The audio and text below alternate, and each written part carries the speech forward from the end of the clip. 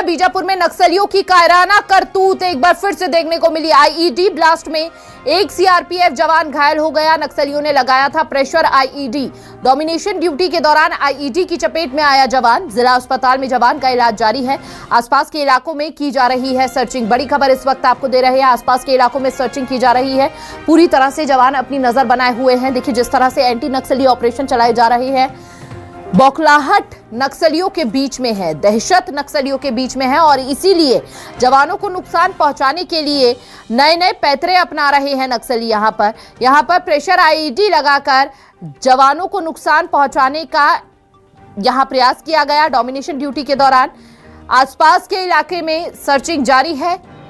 चुन चुनकर सभी नक्सलियों का खात्मा किया जाएगा। आसपास के इलाके में सर्चिंग जारी हो गई है। नक्सलियों की कायराना करतूत एक बार फिर से सामने आई है। आईईडी ब्लास्ट में सीआरपीएफ का जवान घायल हो गया।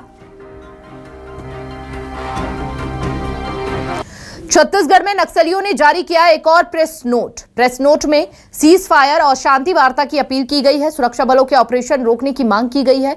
वार्ता के लिए अनुकूल माहौल बनाने की मांग रखी है।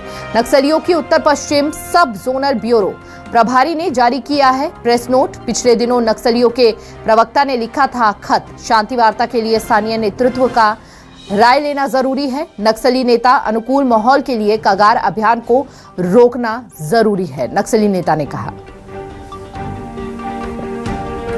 तो देखिए इससे पहले शांति वार्ता के लिए लेटर लिखा गया था और ज्यादा जानकारी के लिए संवाददाता शिवा यादव हमारे साथ जुड़ चुके हैं। सीधा रुख शिवा का करेंगे और जानेंगे शिवा क्या कुछ लिखा गया है इस प्रेस नोट में।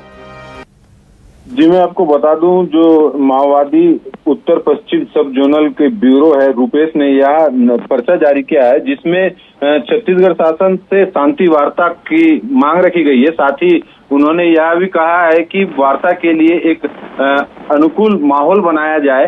साथ ही साथ दोनों ही शर्त जो विजय शर्मा के द्वारा रखा गया था, गृह मंत्री विजय शर्मा ने पिछली बार कहा था कि नक्सलियों को बिना शर्त के हम वार्ता को तैयार है, तो नक्सली कहीं ना कहीं उस पर भी अमल करते नजर आ रहे हैं। नक्सलियों ने कहा है कि सभी एजेंडे को देखकर ही तय होगी वार्ता। साथ ही साथ सरकार एक अनुकूल माहौल बनाए। ये जो ऑपरेशन लगातार चल रहे हैं इन्हें रोका जाए ताकि वार्ता की जा सके। आपको बता दूं कि जो लगातार इन दिनों 2026 मार्च का ऑपरेशन जो लगातार जारी है जिसमें कई माओवादी लगातार मारे जा रहे हैं, कहीं ना कहीं वो दबाव को माना जा सकता है कि नक्सली भी अब वार्ता के लिए अब सामने आ रहे हैं और लगातार वार्ता की पहल जारी हो रही है। जी लेकिन शिवा, एक तरफ शांति का नोट यहाँ पर भेजा गया प्रेस नोट, दूसरी ओर आईईडी प्रेशर लगाया गया जवानों को नुकसान पहुंचाने के लिए।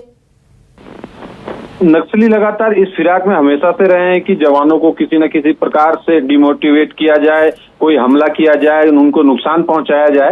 वैसे ही उन नक्सलियों का एक बड़ा हथियार होता है जो आईईडी बम है, जो कि अमूमन जवान जो अंदर सर्चिंग पर निकलते हैं, एरिया डोमिनेशन के लिए निकलते हैं, उनको इजी टारगेट करने के लिए वो आईईडी हमेशा लगाते हैं। वही यह आईईडी बीजापुर के में भी यह जो घटना घटी है जो कि प्रेशर आईईडी की चपेट में आने की वजह से एक जवान घायल हुआ।